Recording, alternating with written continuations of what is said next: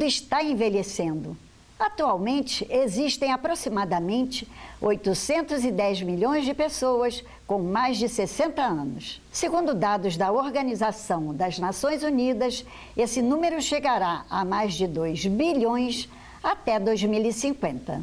Como os países estão se preparando para esta questão? No Bom de Alegria de hoje, nós vamos entender as diferenças culturais do idoso nas sociedades. O processo de envelhecimento dos países europeus, países do primeiro mundo, é um processo mais antigo.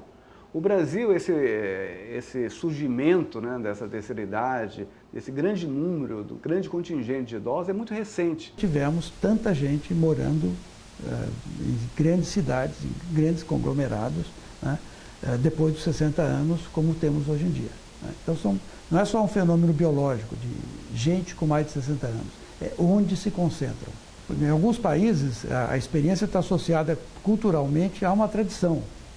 Outros países está associado culturalmente, não a uma tradição, mas a uma tentativa, uma conquista, uma tentativa de conquista por parte de governos ou por parte de organizações não governamentais.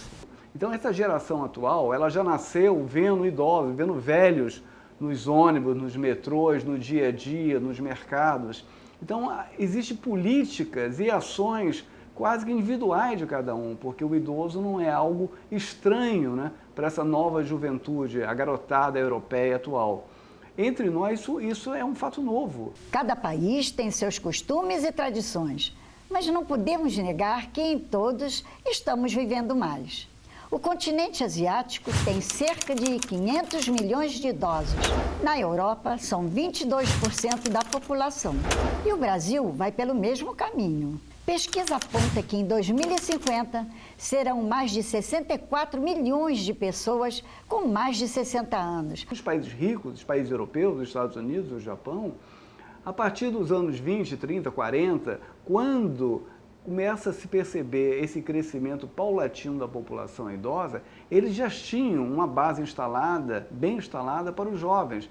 Eram países ricos, países que puderam investir em educação, na área da saúde, para a juventude. Maria Arlete, 80 anos, é natural de Viseu, em Beira Alta, Portugal, mas vive no Brasil há 63 anos. Fui para o Brasil porque o meu pai já morava aqui, mais o meu irmão. Então, como a vida lá em Portugal não era assim tão boa, ele preferiu que a gente viesse ter com eles aqui no Brasil. Eu casei aqui, a minha filha nasceu aqui. Se eu estou no Brasil há 63 anos, vou fazer o quê em Portugal agora? A portuguesa não pensa em voltar ao país de origem. Afinal, ela já se acostumou com a cultura brasileira. Eu amo o Brasil, porque é o lugar onde eu vivo e me dou bem. A gente só é feliz onde se dá bem, é no Brasil. É as conduções, porque aqui a gente pode ir para qualquer parte do país, tem condução para todo lado. Lá a gente, se for para lá, tem que pagar a condução. Se viajar, tem que chegar lá e pagar. Para onde a gente vai, tem que pagar. Já aqui não, a gente tem o nosso cartão de idoso e a gente viaja para onde a gente quer. Os países europeus, a questão do envelhecimento é uma questão já antiga, uma questão velha para eles. Já tem 70, 80 anos que eles têm uma população envelhecida. Então, políticas de ações sociais, por serem países ricos, já estavam mais estruturados. E a inclusão desse segmento, de uma forma lenta e paulatina, como eu disse, foi muito mais tranquila. Existe lei de proteção, mas o dia a dia mesmo dessa sociedade já incorpora os idosos que todos sabem que vão chegar lá. Na cultura oriental, o idoso é bastante valorizado. Os anos de vida significam sabedoria. Aqui, parcialmente, respeita. Digamos, você vê condução, né, transporte, tem lugar de assento idosos.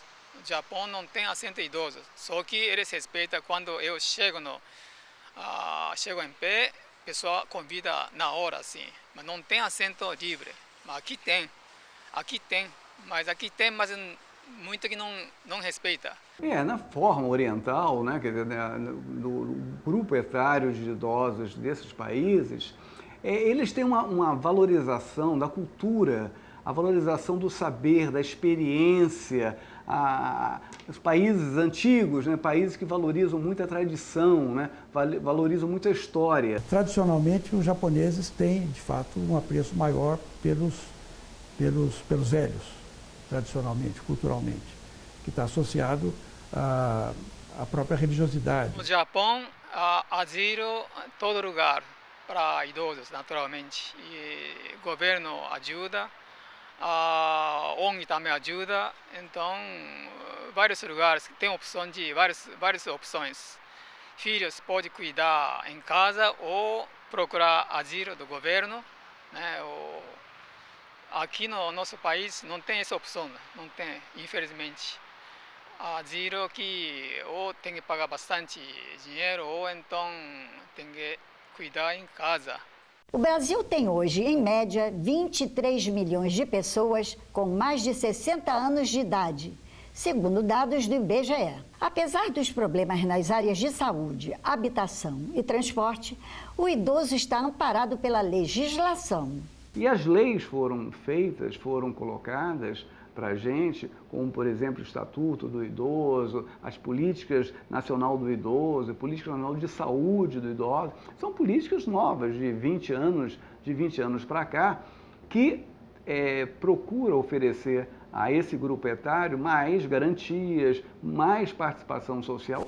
Em um planeta onde residem 7 bilhões de pessoas, com hábitos e culturas distintas e que envelhecem a todo instante, é preciso ter um olhar diferenciado para o futuro. No programa de hoje, nós vimos que as diferenças culturais influenciam o idoso na sociedade e que, aqui no Brasil, muitas conquistas já foram feitas e outras estão por vir. Bom Dia Alegria, a voz e o espaço da terceira idade na mídia.